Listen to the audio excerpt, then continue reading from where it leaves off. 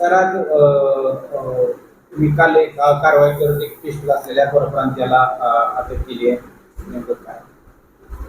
माननीय पोलीस अधीक्षक श्री संदीप सिंह गिल यांनी एक मोहीम आखली आहे की या आठवड्यामध्ये अग्निशस्त्र बाळगणाऱ्या इसमावर कारवाई करण्याबाबतची. त्या अनुषंगाने आमचे DB पथकाचे प्रमुख सपोनी केकान आणि त्यांची संपूर्ण टीम यांनी माहिती काढली.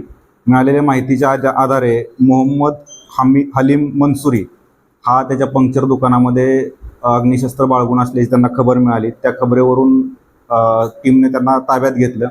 त्याच्याकडे चौकशी केल्यानंतर तसं अग्निशस्त्र त्याच्याकडे मिळून आलं आणि ते मिळालेलं अग्निशस्त्र आम्ही जप्त करून ताब्यात घेतलं. मिळालेल्या माहितीच्या आधारे 464/26 भारतीय शस्त्र अधिनियम 325 प्रमाणे त्याच्यावर गुन्हा दाखल करण्यात आला आहे. त्याला अटक करून सदर गुन्ह्यामध्ये अटक करण्यात आले. माननीय न्यायालयाने त्याला 2 दिवसाचा इशारा दिला आहे. गुन्ह्याच्या अनुषंगाने त्याच्याकडे आम्ही सविस्तर तपास करत आहोत.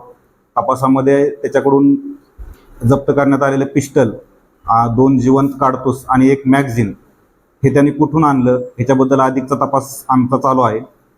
याच्याकडून आणखी काही गुन्हे उघडकीत होतात का किंवा यानं आणखी अशाच प्रकारे कुणाला पिस्टल वगैरे पुरवलेत काय याच्याबद्दलही आम्ही तपास करत आहोत. सदरचा आरोपी हा मधोल, तालुका महुवा, जिल्हा वैशाली, राहणार बिहार राज्य या इथला आहे. पण तो गेले 15 वर्षापासून इंदापूरमध्येच वास्तव्यास आहे.